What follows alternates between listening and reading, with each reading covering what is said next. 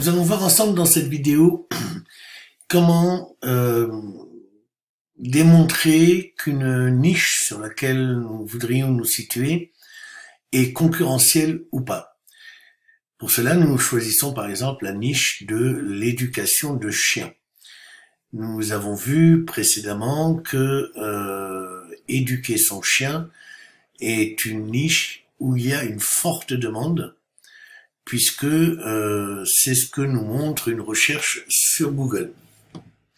Maintenant, ce qui nous intéresse de savoir est que il y a une forte concurrence dans cette niche-là.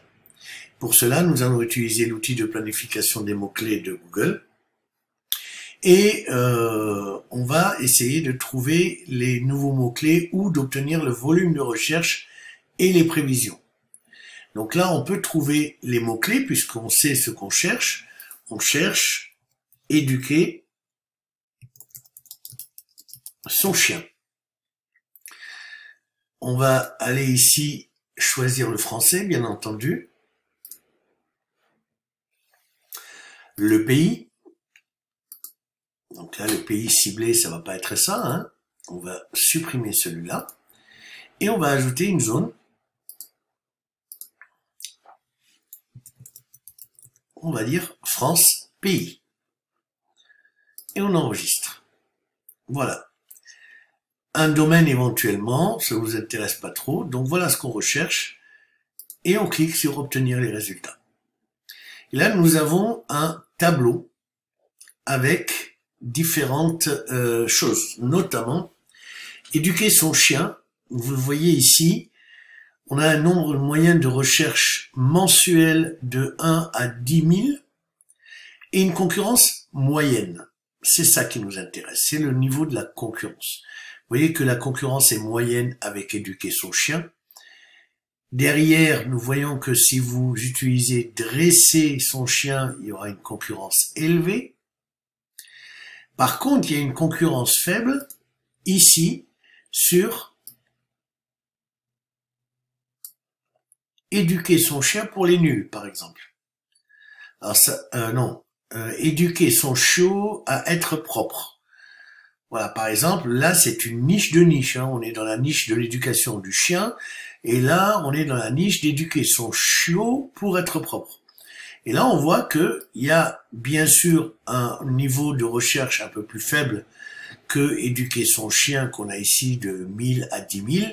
Ici, on est plutôt de 100 à 1000. Mais c'est pas grave.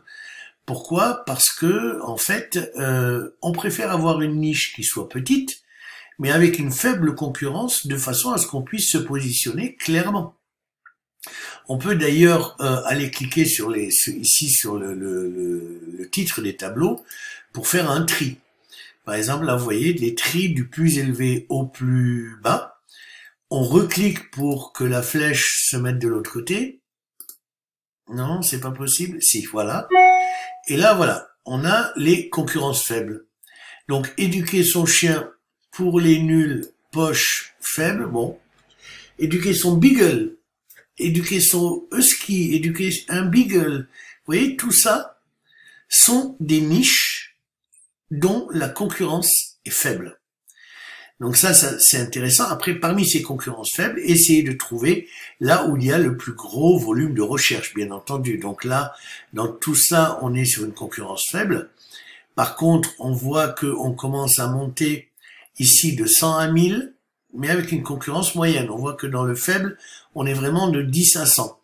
Donc, ici, éduquer son chiot à être propre, voilà, c'est vraiment la niche sur laquelle vous avez le meilleur rapport entre le nombre moyen de recherche mensuelle et la concurrence. Donc voilà un outil qui va vous permettre de trouver non seulement une niche rentable dans le sens où il y a non seulement un fort volume de recherche, là entre 100 et 10 000 personnes qui recherchent mensuellement, et une concurrence faible, donc une possibilité de vous positionner en haut des résultats de recherche de Google si quelqu'un cherche à éduquer son chiot à être propre.